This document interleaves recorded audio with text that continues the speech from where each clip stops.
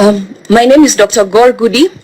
I'm the branch secretary for Kenya Medical Practitioners, Pharmacists and Dentists Union for Central Branch. Central Branch is the former Central Province. I'm also a senior medical officer. I'm a holder of degree in medicine and surgery as well. I am a senior medical officer serving in the Nyeri County. Thank you. The issue started in 2017 where the autoclave that is used to sanitize and sterilize equipments for surgical equipments and linens broke down. Incinerator, a machine that is used to dispose infectious waste like amputated limbs and placenta from mothers, broke down, and several letters were done to the county, including the governor, letting her know that these issues have been going on and lack of repairing of these important machines can lead to spread of infection to the workers in the hospital, to the patients, and to the community at large. But the steps were not taken, and as I speak today, the incinerator and autoclave have still not yet been fixed. Infectious wastes are being disposed in the hospital grounds that is accessible to patients, other health workers, and the community at large. Actually, where the waste products have been disposed, as it has been shown severally on television, is close to the pediatric ward where we have the children. That has caused a lot of problem. Another thing that went on was because of lack of linens in the hospital, mothers that had just delivered did not have clothes to wear. They had to go and see their children in the newborn unit with lessons that they bring from home because hospital could not have its linen. The linen were being cleaned at the Karatina Hospital at a very minimal load because the hospital itself has their own linens to do. This led to a lot of infections in the newborn unit. I am talking about neonates. These are small babies. They are not even 28 days. They have not even learned to smile. And they get infection because of a dirty hospital. We have to start giving them poison. Medicine is essentially poison in low dose to kill actively living bacteria in your body. We have to start pumping poison in these neonates at a very early age. What does that mean for that child going on? They will have resistance to antibiotic. It increases the use of resource in this child or this patient should they get sick again.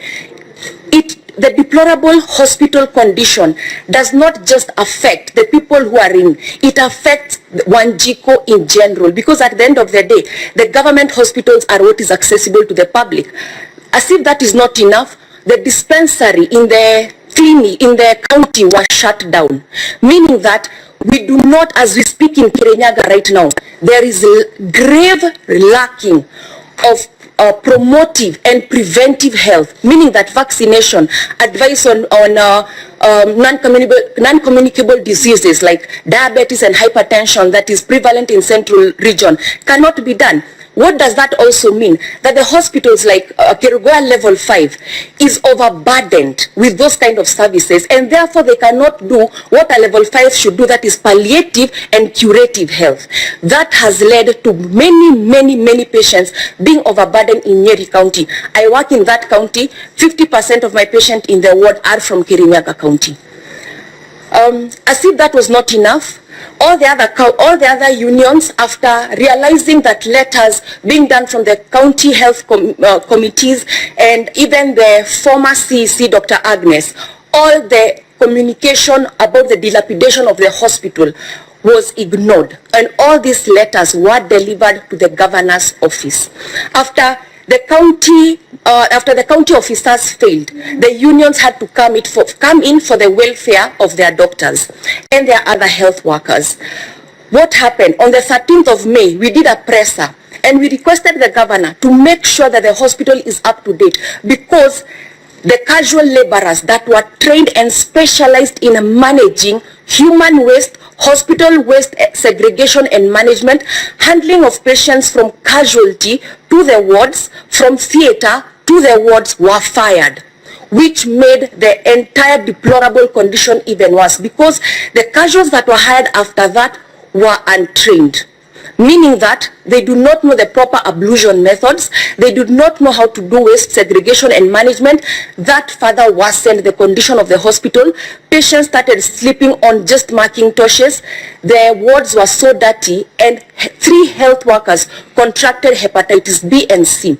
It's important to note that hepatitis B and C eventually predisposes these health workers to liver cancer in the next 10 to 15 years should they remain completely healthy. That is not something that we can guarantee.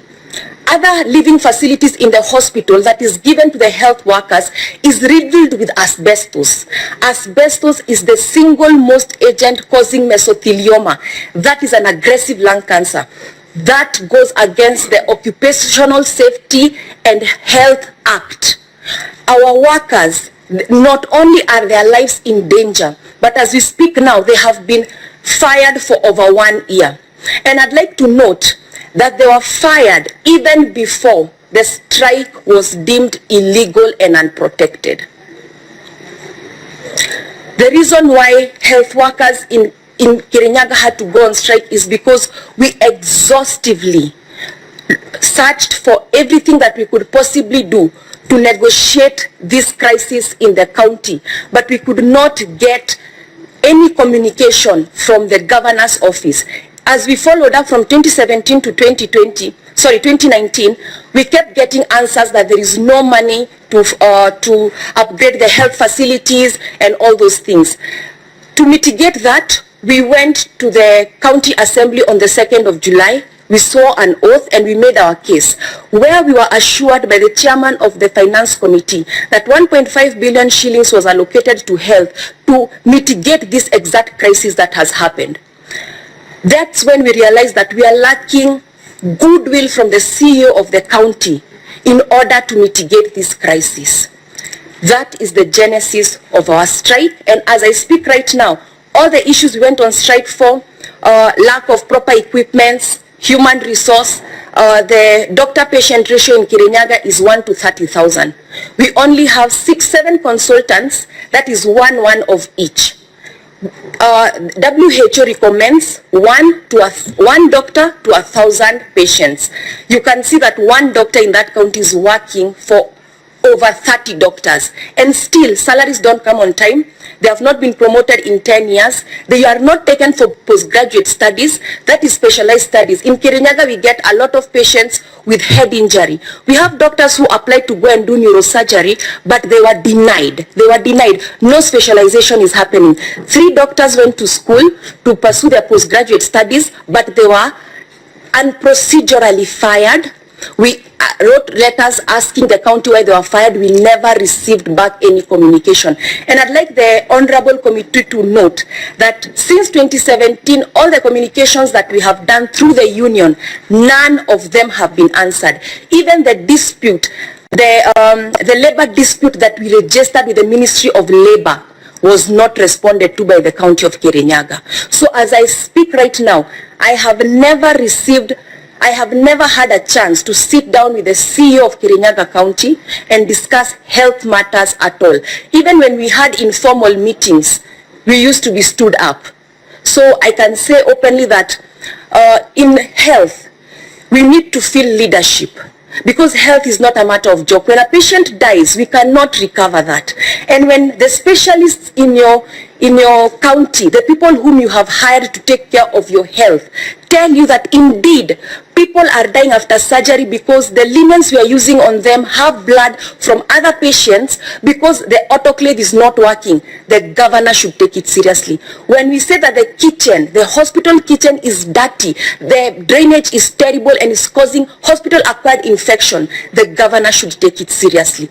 When you employ a specialist and you don't take their advice, you're doing a disservice to yourself, to that person, and to community in general.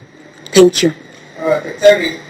Just to clarify some issues, you spoke about the shutting down of some dispensaries, yes? Yes. Are you aware who might have authorized the shutting down of those dispensaries? Yes, we were told that order came from the CEO of the county, citing lack of funds to run the health facilities. I gather you to mean the CEO, the governor? Yes. How many dispensaries were shut down? Over 30 dispensaries. You know the reasons as regional representative why they were shut down, and are they in operation today?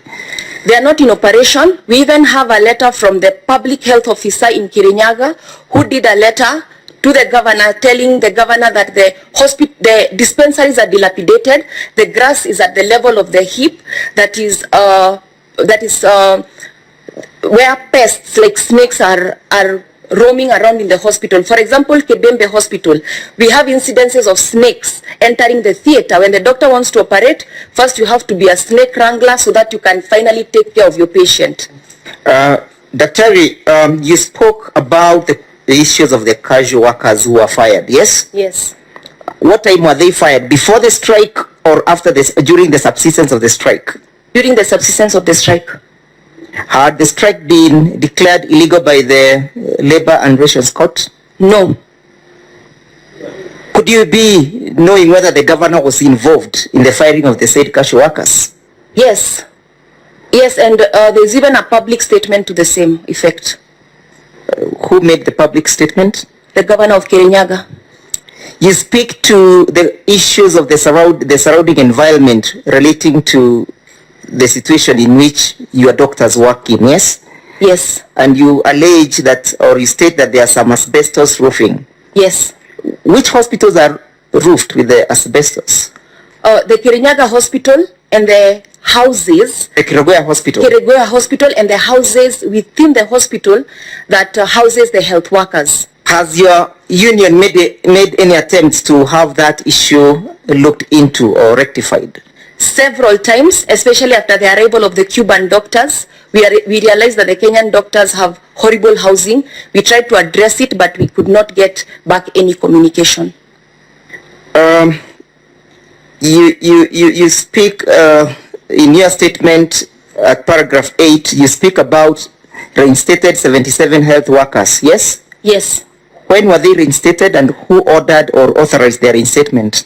During the strike, the governor had given us an olive branch that should the health workers go back to work, they'd be reinstated. 77 health workers went back to work in July last year, but their salaries were never paid up to date until on last Monday, the court gave the judgment to have the reinstated health workers be paid. They worked for almost a year without salary after reinstatement.